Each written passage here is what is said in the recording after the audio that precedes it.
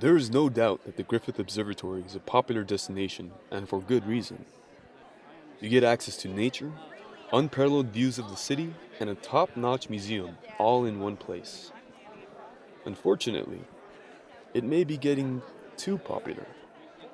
Councilmember David Ryu of District 4, in conjunction with the Department of Recreation and Parks, have drafted a proposal to manage the unmanageable amount of guests the observatory experiences every weekend.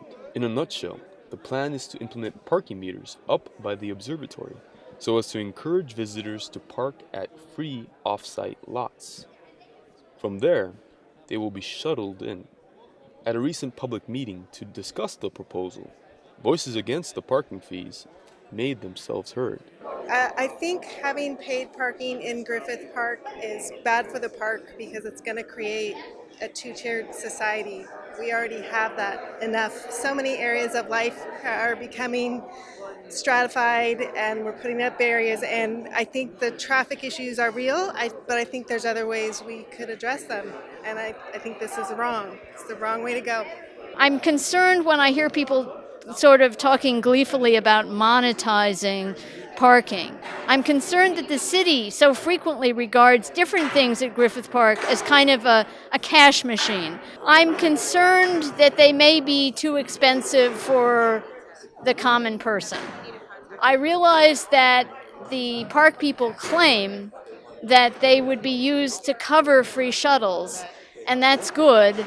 But I would hate to see anything that would inhibit families from taking their children to the observatory or to hike up Mount Hollywood. But I don't think the slippery slope of monetizing the park by use of parking meters should be considered. It's a bad road to go down. Where do you stop monetizing the park?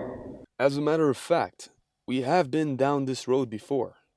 Mike Eberts, author of Griffith Park, a book detailing the history of its namesake, told me about a similar situation that occurred in the late 70s, early 80s. It was right after Proposition 13, the property tax cutting measure was passed in California, and that meant that local and state-funded services suddenly had real financial problems, including rec and parks. And LA Rec and Parks thought a way to make up for that would be to charge folks when they brought their cars into the park. And the Griffith family opposed that. I guess the other thing that it makes me think of, though, is that just within the last year or two, the zoo has started to charge for preferred parking. So the zoo has been able to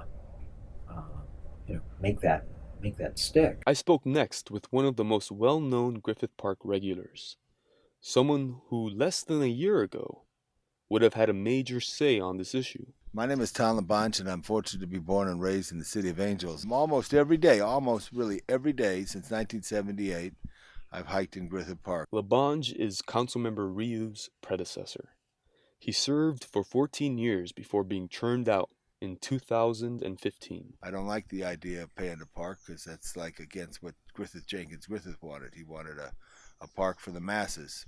And I'm happy to say that people are here in the park in such a way that it's overwhelming the park. And they have to come up with a plan, and I hope they come up with a plan that works for everybody. Does the current council member think he can create a plan that works for everyone? As you heard today, it is impossible to satisfy everyone. But one thing everybody agrees on is something must be done. It might not be the most ideal way, but it's the way that's going to work.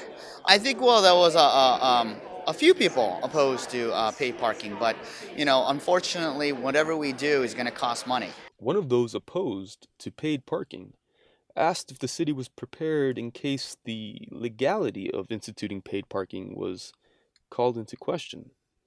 Specifically, the phrase class action lawsuit was used. Apparently, he found the answer provided by a representative of the Department of Rec and Parks to be a little funny. Our research of the Griffith Trust shows no prohibition for us to be able to charge for parking. That's our answer to that question. I'm going to start over here in the front row, questions in the front row here. I caught up with the representative after the meeting to ask for further clarification. I'm Kevin Regan, Assistant General Manager with Recreation and Parks for the city. The question came out, is there any basis for us to be able to charge for parking that may be like a contradiction to the trust?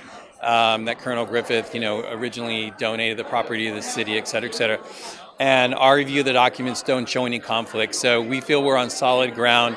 My own research led me to Griffith's will, in which he left the funds to construct the observatory. The will stipulates that there should not be, quote, any charge or admission fee, end quote. It's not an admission fee, and that would be different. If we were charging to enter the park, that would be an admission fee. This is not an admission fee. What about, can it be classified as a charge? He separated as a, quote, charge or admission fee. It's not an admission fee, so it's a charge for parking. If someone chooses to bring their car and park it in the particular areas that are going to have the parking meters, then they're making that choice. Mr. Reagan's slip seems to support those critics who say that this isn't as clear-cut as his department would like it to be.